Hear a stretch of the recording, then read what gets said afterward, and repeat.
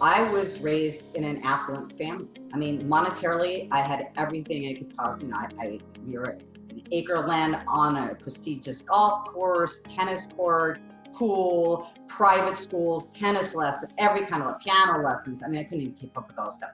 But I'd never felt more alone and afraid in my life, because the message I was getting, I talk about this in my book too, which is really interesting. It wasn't until I started writing it that I had this epiphany. I had this mother who was all about spirituality. She got her Science of Mind 1 and 2. She went back to like college at 50 years old. Nice.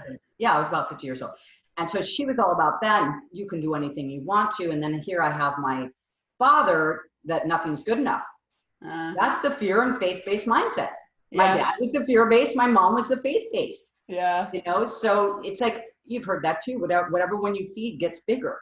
Yeah. So, the metaphysics all about too, which is, you've got your conscious mind, and then you've got your subconscious mind. Your subconscious mind is the order taker. It stores all of your beliefs.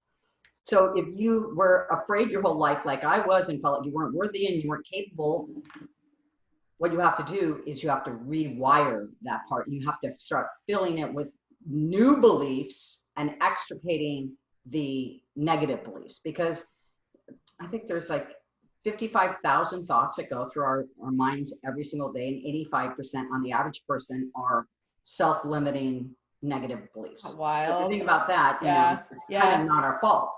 We're wired for it, right? I mean, and I think that's such an important thing to remember because already if you're wired to beat yourself up and have negative limiting beliefs, then on top of it, you're going to be wired to go, crap, now I've got to overcome the negativity bias. Yeah. So it's like, it helps to know it's normal. It's what everyone experiences, and it's completely possible to rewire your brain in a different direction when you choose to be more conscious about it. It's why I do mindset and habits, because I go, your mindset is just a habit, and joy is a habit. Absolutely. And training your brain in the direction of focusing on the positive is a habit. Those are all just habits, and anyone can learn them.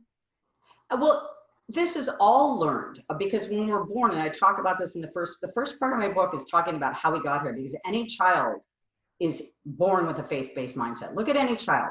They're filled with love, joy. They're not fearful at all, right? They know exactly who they are. They know exactly what they want. They have passion, conviction, everything. And then all of a sudden, when they start getting older, they have authoritarian figures that say, you can't do this, whether it's a parent or a school teacher or whatever. And that's where it all starts closing. So it's a learned mindset, but we're not born with that fear-based mindset. Our natural state is one of knowing anything is possible. Yeah. Right. So if you think about it that way, that is what, and whether we know it or not, we're all trying to get back there. Yeah. Because if you're unhappy, that's your soul longing to get back there to that place of just joy and doing what you love. To listen to the full episode, head on over to nfacoaching.com, hit the podcast link, and it'll take you to all of the full episodes. And go ahead and leave some comments. I'd love to hear from you to know how these inspirational interviews, tips, and tools are impacting you in your life and business. And be sure to hit that subscribe button so you never miss out on any of the Max Potential Habits episodes.